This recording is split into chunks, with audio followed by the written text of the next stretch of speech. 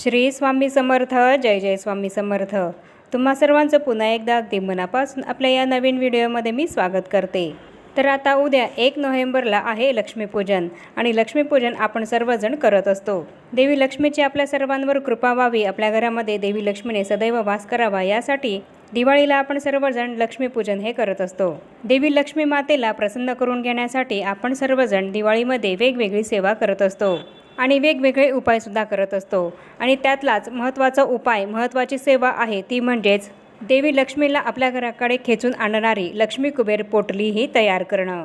ही लक्ष्मी कुबेर पोटली आपल्याला लक्ष्मीपूजनाच्या दिवशी तयार करायची आहे.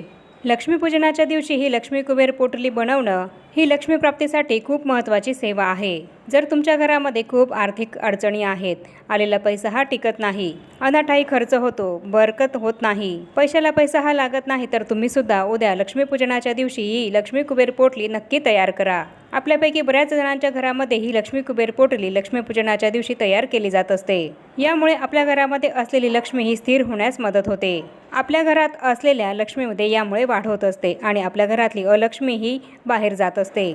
आणि म्हणूनच आपल्या घरामध्ये लक्ष्मी ही स्थिर होण्यासाठी, लक्ष्मी मातेचं आपल्या घरात चिरस्थायी वास्तव्य राहण्यासाठी, तिचा अखंड कृपाशीर्वाद हा आपल्याला प्राप्त व्हावा यासाठी लक्ष्मीपूजनाच्या दिवशी उद्या ही लक्ष्मी कुबेर पोटली आपल्याला सर्वांना जरूर घरच्या घरी बनवायची आहे. बाजारामध्ये सुद्धा अशी लक्ष्मी कुबेर पोटली ही मिळत असते. पण कधीकधी या लक्ष्मी कुबेर पोटलीमध्ये पूर्ण साहित्य हे नसतं किंवा त्यातलं जे काही सामान आहे तर ते बऱ्याच वेळास खराबसुद्धा असू शकतं. त्यामुळे ही कुबेर पोटली आपल्याला आपल्या घरीच बनवायची आहे. तर ही लक्ष्मी कुबेर पोटली आपल्याला उद्या लक्ष्मीपूजनाच्या दिवशी कशी तयार करायची आहे, यामध्ये कोणत्या वस्तू या घ्यायच्या आहेत, याबद्दलच संपूर्ण माहिती मी तुम्हाला आपल्या आजच्या या व्हिडिओमध्ये देणार आहे. त्यामुळे ही अत्यंत महत्त्वपूर्ण माहिती जाणून घेण्यासाठी हा व्हिडिओ कुठेही स्किप न करता शेवटपर्यंत नक्की बघा. आणि सांगितल्याप्रमाणे ही लक्ष्मी कुबेर पोटली तुम्हीसुद्धा तुमच्या घरी उद्या नक्की बनवा. यामुळे माता लक्ष्मी ही तुमच्या घरामध्ये चिरस्थायी वास करेल. लक्ष्मीपूजनाच्या दिवशी आपण लक्ष्मी माता, कुबेर देवता यांचं पूजन हे करत असतो. देवी लक्ष्मी आणि कुबेर देवता ही धनाची देवता मानले जातात आणि म्हणूनच देवी लक्ष्मी माता आणि कुबेर देवता यांच्या आवडत्या ज्या काही वस्तू आहेत तर त्या वस्तू घेऊन त्या पोटलीमध्ये आपल्याला टाकायच्या आहेत आणि त्या वस्तूंची एक पोटली बनवून ती आपल्याला आपल्या घरामध्ये ठेवायची आहे. या लक्ष्मी कुबेर पोटलीमध्ये आपल्याला लक्ष्मीकारक वस्तू या ठेवायच्या आहेत आणि ज्या लक्ष्मी माता आणि कुबेर देवता यांना अतिशय प्रिय आहेत अशा वस्तू ठेवायच्या आहेत आणि त्यावर सेवासुद्धा करायची आहे. म्हणजे त्या वस्तू आपल्याला सिद्ध करायच्या आहेत आणि त्यानंतर ही पोटली आपल्याला आपल्या घरामध्ये ठेवायची आहे. तर या पोटलीमध्ये आपल्याला कोणत्या कोणत्या वस्तू या टाकायच्या आहेत तर त्यामध्ये सर्वात आधी तर आपल्याला एक लाल कलरची पोटली ही घ्यायची आहे. ही पोटली तुम्हाला बाजारामध्ये सुद्धा अगदी रेडीमेड विकत मिळेल. पण जर अशी पोटली तुम्हाला बाजारामध्ये विकत नाही मिळाली तर तुम्ही अशी पोटली घरच्या घरी सुद्धा तयार करू शकतात. तर त्यासाठी तुम्ही एक लाल कलरचं कापड हे घ्यायचं आहे आणि सुई दोऱ्याने शिवून ती पोटली तुम्हाला तयार करायची आहे. नाहीतर पोटली तयार करणं ही तुम्हाला जर जमत नसेल तर तुम्ही एका लाल कापडामध्ये या सर्व वस्तू ठेवून त्याची एक गाठ मारून या प्रकारे ही पोटली बनवली तरीसुद्धा चालेल. तर या लक्ष्मी कुबेर पोटलीमध्ये टाकण्यासाठी आपल्याला लक्ष्मी कुबेर यंत्र जे आहे तर ते लागणार आहे. हे लक्ष्मी कुबेर यंत्र एकाच कागदावर काढलेलं सुद्धा असतं किंवा ते एकाच तांब्यावर सुद्धा काढलेलं असतं, तांब्याच्या एका पत्रावर काढलेलं असतं. आणि हे लक्ष्मी कुबेर यंत्र तुम्हाला बाजारामध्ये 10 ते 20 रुपयाला मिळून जाईल. तर याप्रमाणे तुम्हाला हे लक्ष्मी कुबेर यंत्र आणायचं आहे. आणि तसंच 3 पांढऱ्या कवड्या या सुद्धा आपल्याला आणायच्या आहेत आणि 3 चॉकलेटी कवड्या ज्या आहेत त्या सुद्धा आपल्याला आणायच्या आहेत.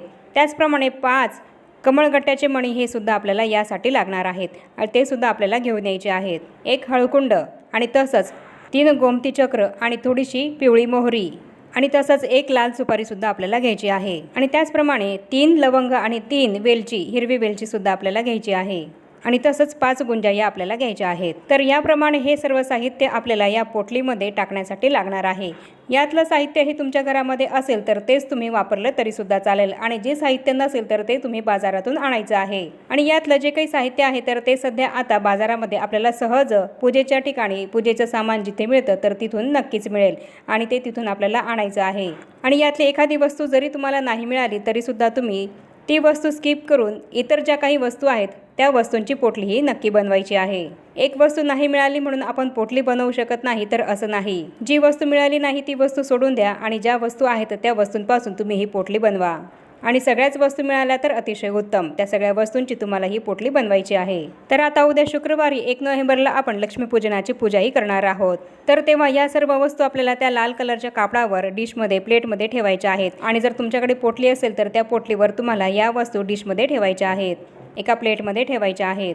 आणि ज्याप्रमाणे आपण लक्ष्मीपूजनाची लक्ष्मी देवतेची पूजा करतो त्याचप्रमाणे या सर्व वस्तूंची सुद्धा आपल्याला त्याच वेळेस पूजा करायची आहे। या सर्व वस्तूंना सुद्धा हळद कुंकू अक्षदा अर्पण करायचे आहेत, फूल वाहायचं आहे, धूप दीप ओवाळायचा आहे।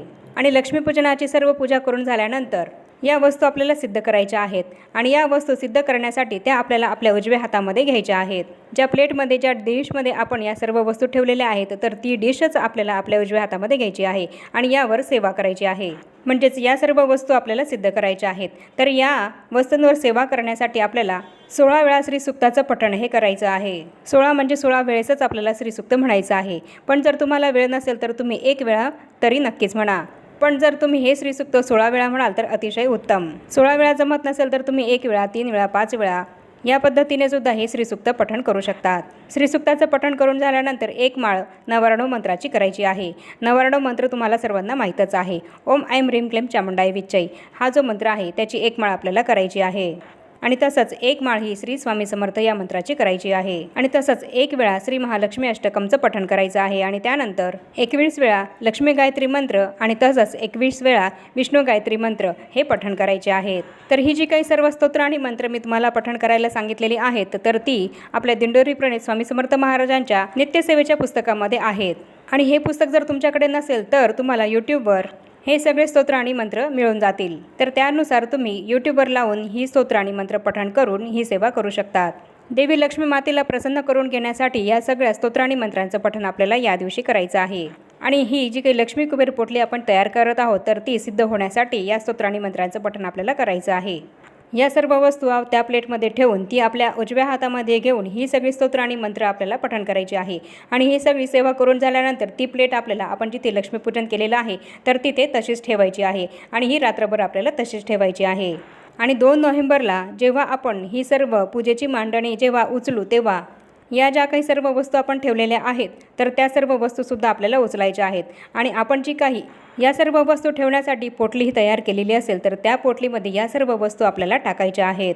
आणि त्या पोटलीची सुद्धा हळद कुंकू अक्षदा 1 फूल अर्पण करून विधिवत पूजा करायची आहे। आणि देवी लक्ष्मी मातेला हात जोडून प्रार्थना करायची आहे की हे देवी लक्ष्मी माता माझ्या घरामध्ये तू स्थिर हो, माझ्या घरातली अलक्ष्मी ही बाहेर निघून जाऊ दे, माझ्या घरातलं दारिद्र्य हे नष्ट होऊ दे, माझ्या घरातली लक्ष्मी ही स्थिर राहू दे, माझ्या घरामध्ये असलेल्या लक्ष्मीमध्ये वाढ होऊ दे, माझ्या घरातल्या धनधान्यामध्ये नेहमी बरकत ही होऊ दे। आणि त्याचप्रमाणे तुमच्या मनामध्ये जी कुठली इच्छा असेल तर ती इच्छा सुद्धा तुम्हाला देवी लक्ष्मी मातेला हात जोडून बोलून दाखवायची आहे। अगदी मनोभावे हात जोडून अशी नम्र विनंती प्रार्थना आपल्याला लक्ष्मी देवीला करायची आहे। आणि त्यानंतर ही जी काही पोटली आहे तर ती आपल्याला आपल्या तिजोरीमध्ये ठेवायची आहे।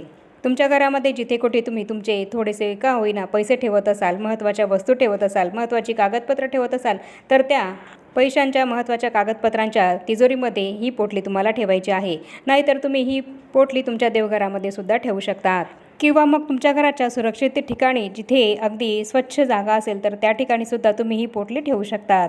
आणि दर महिन्याच्या दुर्गाष्टमीला, पौर्णिमेला, अमावस्येला तुम्हाला जमेल त्या दिवशी ही पोटली बाहेर काढू शकतात आणि त्यावर सांगितल्याप्रमाणे सेवा करून पुन्हा ती पोटली सिद्ध करून त्या जागेवर पुन्हा ठेवू शकतात। या पोटलीवर तुम्ही जितकी जास्त सेवा कराल तितकी ती जास्त प्रभावी होत जाईल आणि तितका जास्त लाभ हा तुम्हाला मिळत जाईल। ही अशी लक्ष्मी कुबेर पोटली आपण आपल्या घरामध्ये बनवून ठेवल्यानंतर आपल्या घरामध्ये सुख शांती समृद्धी ही कायम टिकून राहते।